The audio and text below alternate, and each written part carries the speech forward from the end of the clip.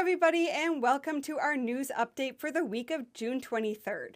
So we're going to spend quite a bit of time today going over the new details for the Disney Starlight Parade, which is coming to the Magic Kingdom very soon. But I want to make sure that we have a little bit of time to go over some of the other updates that have come out, specifically around Disney dining. So there have been some new updates that have come out about the Disney reservation system for sit-down dining. So this is really good news. If you've done this in the past, you know it's not the easiest process in the world. So they've really updated some features to make it a little bit more user-friendly. Obviously, these changes are not actually opening up more dining. They're just making it a little bit easier to find those specific reservations. So they have a new calendar view so that you can see kind of at a glance when there is availability at the restaurants. So they give you a green dot if there's availability, a gray dot if they are all blocked out. When you're setting up a date range now, you can set up a date range for up to 10 days to start checking the availability. And you can now set a date and a time range, not just for one restaurant, but for multiple restaurants simultaneously. So it makes it a little bit easier if you're flexible on where you want to eat to see what's available if you're more specific about your time. The other nice change is that they've added in a time range. And it's not just like lunch or dinner now, but you can specify specifically what times you want. So say the 4 to 7 p.m. range, you can set that now, or you can have all day. And then once you dig in a little bit deeper, you can also set where you are looking. So you can set for all destinations, or you can set it based on your destination, whether that be Disney Springs or one of the parks. So if you know you want to have a sit-down reservation for Hollywood Studios between 4 and 7 p.m. and you're not necessarily particular on which restaurant that is, or you want to know what your options are, it's now gotten a lot easier to dig down into that information and get that reservation booked. So this is really great news, especially if you're doing any of the Disney dining packages. You know that getting all of those reservations booked can be a little bit of a handful. All right, so now for the big news of the week, let's dig into what we know about the Starlight Parade. So the full name of this parade is Disney Starlight Dream the Night Away Parade. A bit of a mouthful there. I think we're mostly going to be hearing Disney Starlight as the shorthand for that. And it is opening July 20th, which is great news. It has been way too long since we've had a nighttime parade. Spectro Magic closed on June 4th, 2010, brought back the Main Street Electrical Parade for a while. We lost that parade in 2016 as they ported it over to Disneyland, and Disney World has not had a nighttime parade since. And I'm talking about a regular attendance nighttime parade. Obviously, they've done their hard ticket events parades, but those are a separate category. We're not going to group those in here. So they are going to do 2 showings of the parade each night. It's going to be at 9 and 11 p.m. And we're going to slot our fireworks at 10 p.m. right in the middle here. Now, it's going to be really important to think about your strategy for what nighttime spectaculars you want to see in the Magic Kingdom, because the ability to sit and stake out your spot has changed dramatically. For example, if you are typically a person who wants to be ready for the fireworks an hour and a half before the fireworks start to stake out that perfect view, there is now a parade going through that route. So you can either line up early for that 9 p.m. parade, watch the parade, and stay in your spot to stake out where you want for the fireworks. Or you can kind of grab in at the fireworks for 10 o'clock and then use that to immediately stake out your spot for the 11 p.m. show. So that strategy around finding your ideal placing is going to be a little bit more difficult. You're going to have to factor in that every hour for 3 hours in a row there is a nighttime spectacular. But honestly, not a bad problem to have, right? More spectaculars, let's do it. So the other thing to keep in mind is the route of this parade. So unlike the daytime parade where you're starting in Frontierland and you're kind of working your way through Frontierland to the hub and then down Main Street to exit out there, this parade is going to go in the opposite route. Now, there's a very specific reason for this, which means it makes the park exit way more accessible. So as the parade kind of starts finishing up near the front of the park, people can start filtering out to the buses, filtering out of the park, and kind of as it works its way back through the park, you kind of stagger that exit so you don't have people from the back of the park trying to flood through while the parade is still making its way up Main Street. So very strategic decision, obviously the right way to go. My personal recommendation is always to do the second showing, whether it's Fantasmic at Hollywood Studios or with a nighttime parade. Obviously, your attendance at the second showing is always going to be dramatically less, especially if you're thinking families with kids. They're going to want to get home a little bit sooner, so they're probably going to catch the 9 o'clock show. They're going to see the 10 o'clock fireworks if they make it that far, and they're going to head on out. So you filter a lot of people out of the park if you go for that 11 o'clock show. This also means that the crowds from the 9 o'clock and the 10 o'clock fireworks are already out of the park while you're starting to filter. Now, if you are relying on Disney transportation, there could still be a backlog when you're working your way out of the park. I would almost recommend at that point, since you have so many close together, go right back to Frontierland and mosey your way up to the front of the park. Take your time, take in the atmosphere, soak it in. Usually the shops on Main Street or the bakery are open a little bit later. Have a snack, have an ice cream, and just generally make use of the time, soak it in, and let those kind of park goers who left a little bit earlier filter out of your way. My personal recommendation, but that does make for a very long day because we are now talking an 11 p.m. close for the parks. Now, the other thing to factor in with this is if you are an annual pass holder, that you will now need a reservation to get into the Magic Kingdom. And that is not just before 2 o'clock, that is all day long. So starting July 20th when this opens, you will need a reservation all day for the Magic Kingdom. Now, the other parks, they are still allowing you to go in after 2 o'clock if you don't have a reservation. So keep that in mind. If you're looking to do something on a whim, you have some time and you haven't pre-booked. There may not be Magic Kingdom availability, but at least you can get to the other parks still. But they're just factoring in, they're expecting a lot of demand for this parade and that the attendance is going to go up. So I totally get that they're covering their bases here. So one thing that's really interesting about looking into the history of these parades is kind of the evolution of the lighting that's used in these.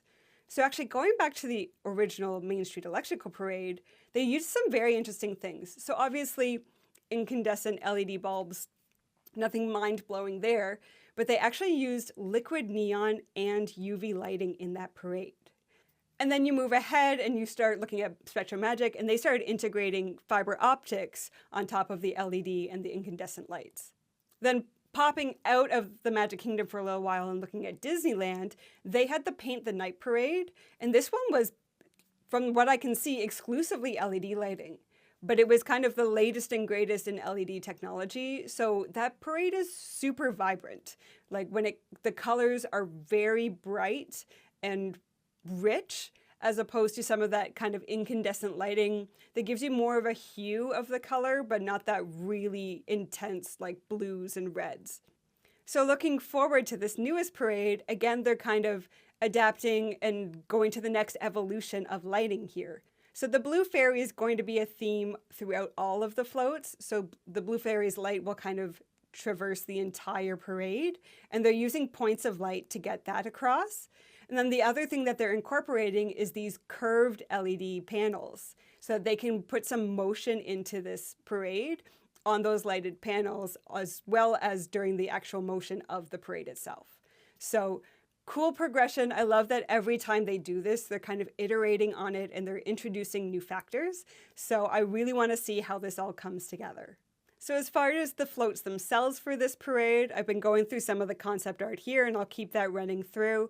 What we know is that there's going to be Peter Pan, Pinocchio is a theme throughout this. We've got Moana, Encanto, Frozen, Wish, Coco, and then of course you have some of your kind of classic floats that we were always expecting, which is our Disney Princess float.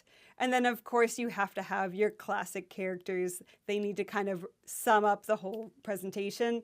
So they're going to finish it up with Mickey and Minnie and all of our classic characters kind of wrapping up the whole parade.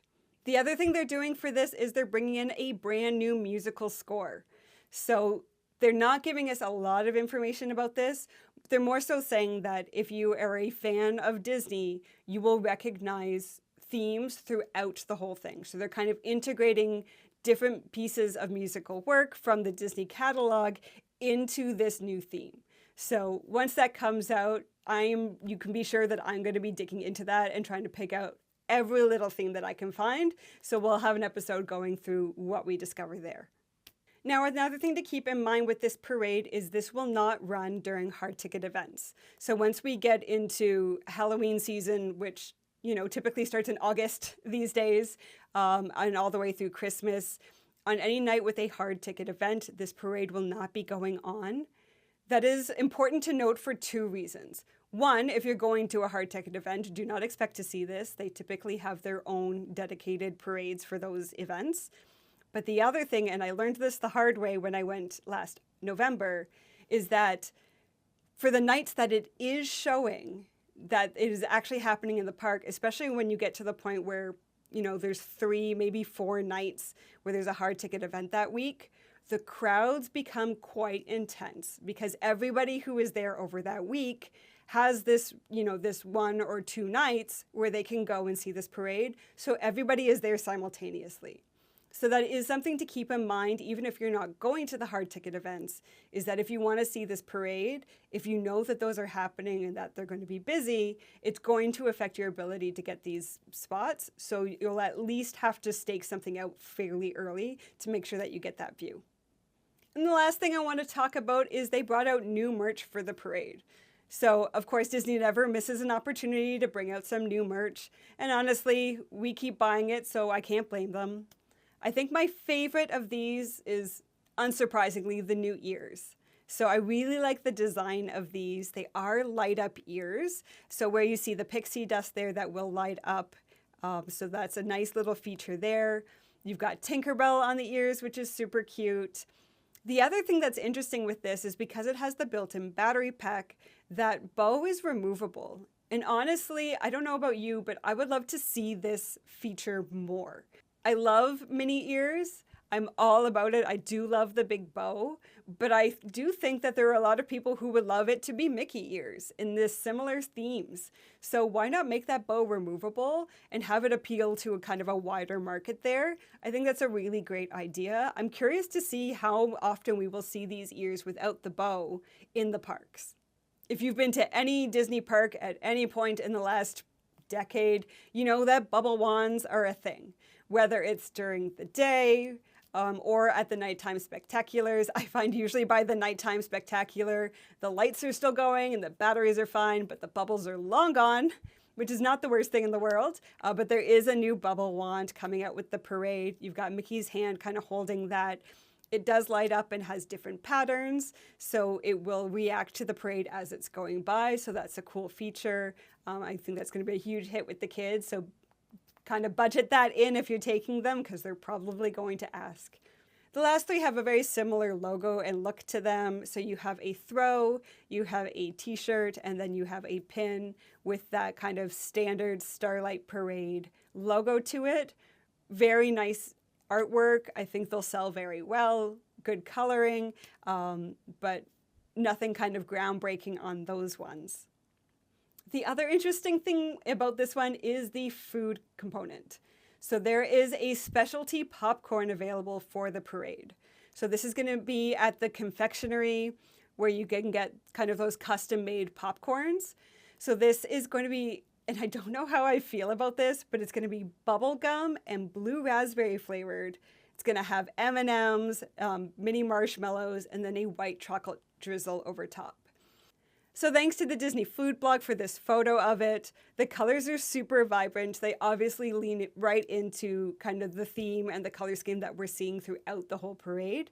But I'm not sold on those flavors. Like the combination of bubblegum and blue raspberry in popcorn, I'm not sure. Maybe it's delicious. Maybe my mind will be blown. Maybe people are buying it just because it looks cool. Either way, they're going to sell a buttload of popcorn, so good for Disney.